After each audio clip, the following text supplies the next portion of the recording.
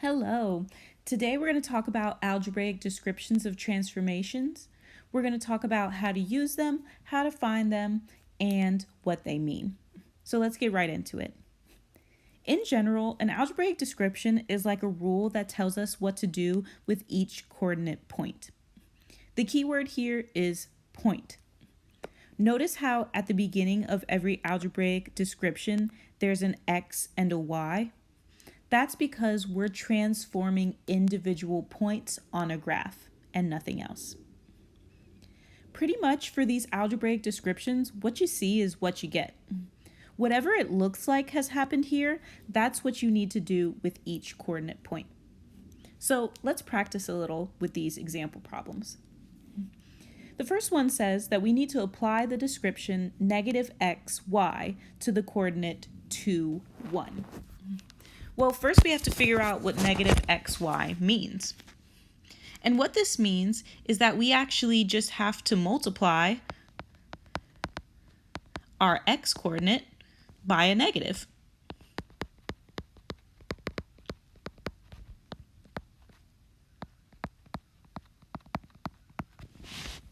So we're going to take the number 2 and we're just going to make that number negative.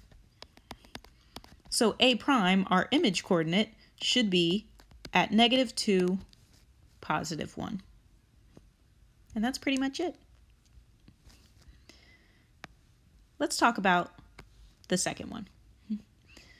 This second algebraic description says x plus 3, y minus 1.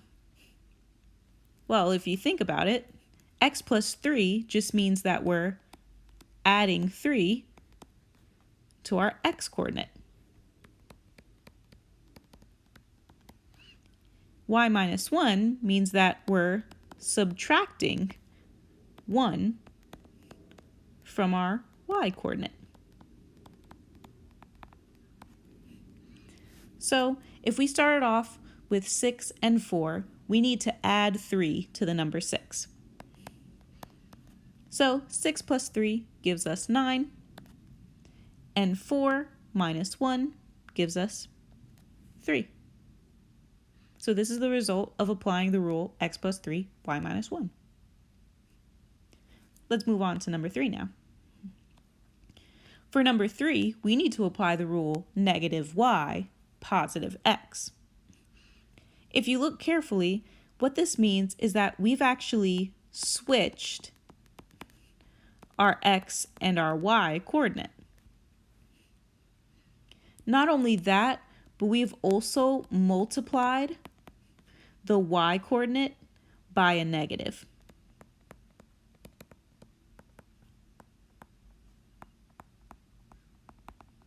So let's do that. If I start off with c at negative 3, positive 5, switching the order of those two numbers would give me positive 5, negative 3.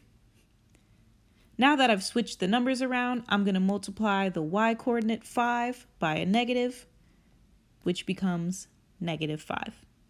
So the result of this transformation is negative 5, negative 3.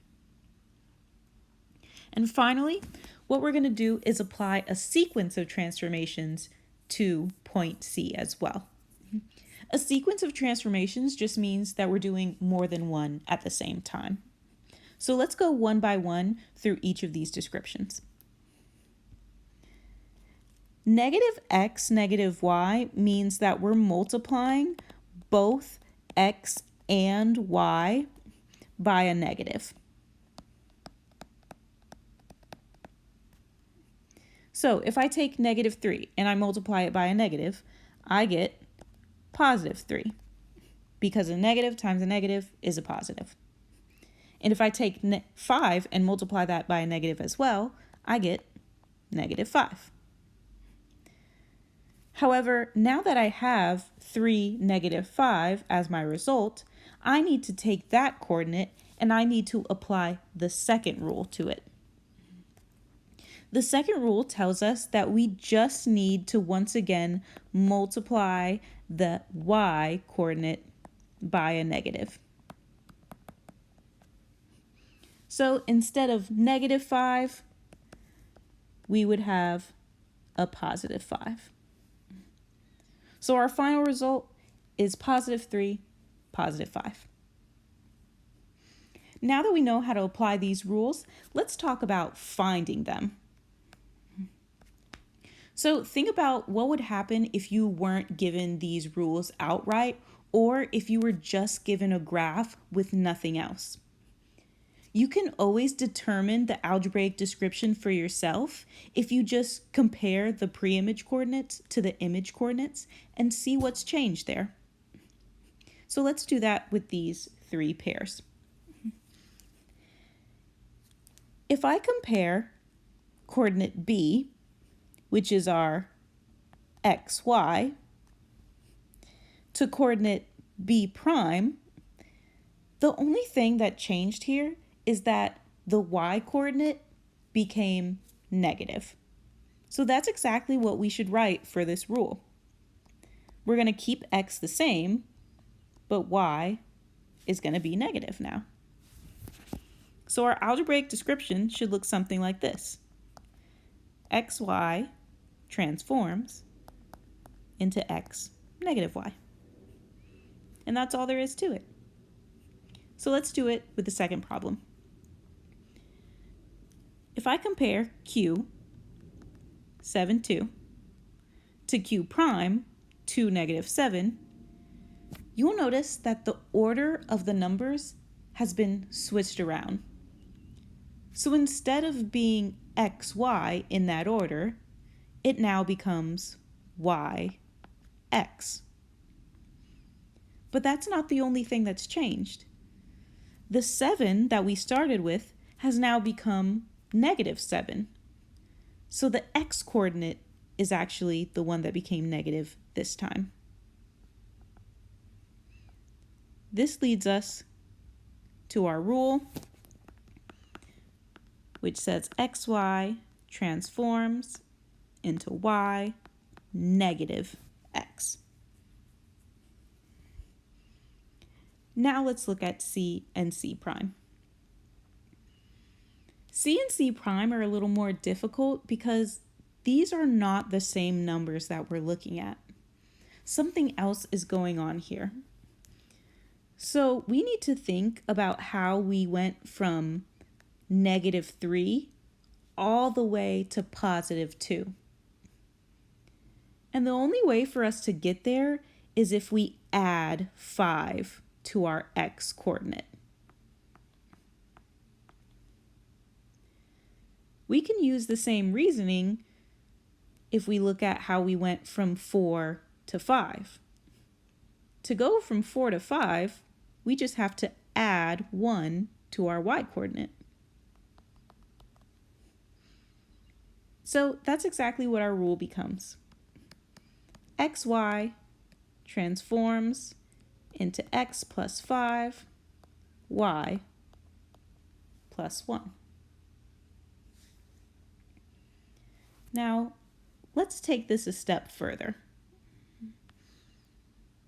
If we look at these rules, we should be able to tell what type of transformation is happening here. And you could do this one of 2 ways.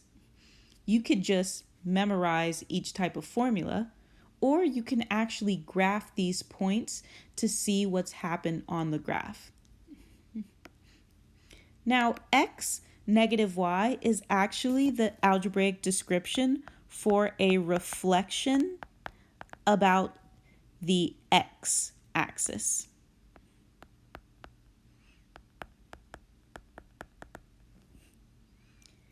If we look at the algebraic description for q and q prime, y negative x, this is a rotation.